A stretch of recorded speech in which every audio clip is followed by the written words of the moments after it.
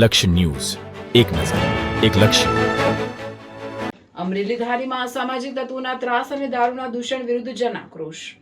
ભાજપના ધારાસભ્ય જેવી કાકડિયા તેમજ બે પૂર્વ ધારાસભ્ય મનસુખ ભુવા અને નલિન કોટડિયાની આગેવાની હેઠળ પ્રાંત અધિકારીને પાઠવવામાં આવ્યું આવેદનપત્ર.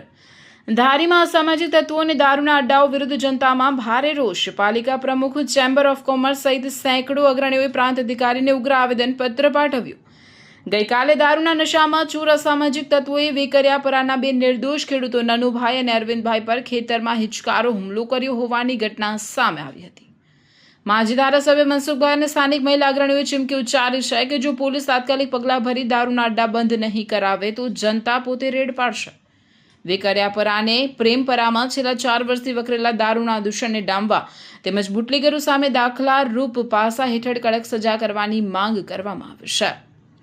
જય ભારત સાથ વિનંતી. અમે નીચે સહી કરનાર નગરપાલિકા કચેરી ધારીના ચૂંટાયેલા જનપ્રતિનિધિઓ તરફથી હાલના આવેદન પત્રનું આપનું ધ્યાન દોરી વિનંતી કરીએ છીએ કે ધારી શહેર અને ધારી શહેરના આજુબાજુના પરા વિસ્તારો દેશી તેમજ વિદેશી દારૂનું ખુલ્લેઆમ બુટલેગરો દ્વારા વેચાણ થઈ રહ્યું છે અને જાહેરમાં દેશી તેમજ વિદેશી દારૂનું ખુલ્લેઆમ વેચાણ કરવામાં આવતું, જેથી આમ સામાન્ય પ્રજાના ઉપર ખૂબ ખરાબ અસર થઈ રહી છે. અસામાજિક તત્વો દારૂ પી અને જાહેરમાં દંગલ કરી અને સામાન્ય લોકો સાથે મારકૂટ કરી લૂંટફાટ કરવી દિન પ્રતિદિન સામાન્ય બનતું જાય. અસામાજિક તત્વો એટલા ક્રૂર બનેલ છે કે તેમની સામે સામાન્ય કોઈ માણસ ફરિયાદ કરવાની પણ હિંમત કરતો નથી. ગઈકાલ તારીખ 11/6 માગણી એટલી છે કે ધારાસભ્ય આમાં પૂરો રસ લઈને તો દારૂ બંધ થઈ જાય અને આને પાસાની સજા થવી જોઈએ. અને જો આને સજા નહીં થાય ને તો આવા બુટલેગરો, આવા દારૂડિયા ઘણાય નીકળશે બારા અને લોકોને ધારીમાં જો અમારા પરામાં હેરાન કર્યા હોય. મારે આમાં એક જે બોલું આવ્યો છે, બોલું કોમેન્ટ આવી છે. કોમેન્ટમાં એવું કે વેકરિયાપરાના ખેડૂતો માથે કે જો આવી રીતે થતું હોય તો અમારા ગામડાના ખેડૂતોની શું દશા થાય. વેકરિયાપરા તો કે મિની ગાંધીનગર ગણાતું હોય અને એમાં જો આવી સજા આવી રીતે થતા હોય, લોકોને હેરાન કરતા હોય, મારતા હોય તો અમારા ગામડાવાળા ખેડૂતોને શું કરવાનું? એટલે આમાં ધારાસભ્ય અને તંત્ર બધાય જો એક થઈ અને હિંમત કરે, મહેનત કરે ને તો બધું બંધ થઈ જાય. અત્યારે પ્રેમપરાની અંદર જે ગાડીઓ પડી હોય, ગાડી ઉપર જુદી જુદી બ્રાન્ડની ઓલી બોટલો પડી હોય અને ત્યાં દારૂડિયા દારૂ પીવે, ત્યાં પાણીના ઓલા કેરબા પડ્યા હોય એટલે એ પાણી નથી પીવે, દારૂ નથી પીવે, પેલું શું કહેવાય દારૂ વાળે ખાઈ શું કહેવાય બાઇટિંગ, એ બાઇટિંગ નથી એને મળી રહે. એટલે આટલું છેલ્લા 4 વર્ષથી ધારીની અંદર ખૂબ વધી ગયું છે.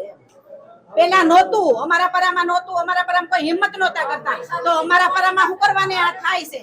એટલે અમારી ફક્ત એટલી માંગણી છે કે આને પાસાની સજા થવી જોઈએ. સાંજે 5 વાગે જે ખેડૂતો નનુભાઈ અને એના ભાઈ અરવિંદભાઈ બંને એના ખેતરમાં ખેતી કામ કરતા હતા ત્યારે અસામાજિક તત્વો દારૂ પી અને આ બંને ખેડૂતોને ખૂબ જ માર્યા છે.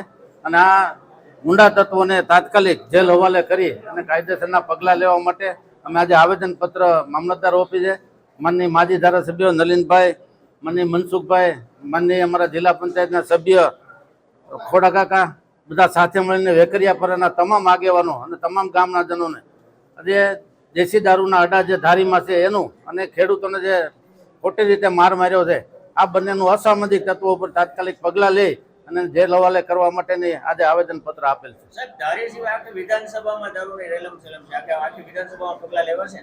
આખા અત્યારે જે ડીએસપીને કીધેલું છે કાલે સાંજે બનાવ બન્યો ત્યારથી કે તાત્કાલિક પગલાં લઈને બંધ થવું જોઈએ. એના માટે આજે ડીએસપી સાહેબને કાલ રાત્રે જ કીધેલું. કયા પ્રકારના પગલાં લેવાશે? શું માંગ? દારૂના અડ્ડા બંધ કરવા જોઈએ. જી.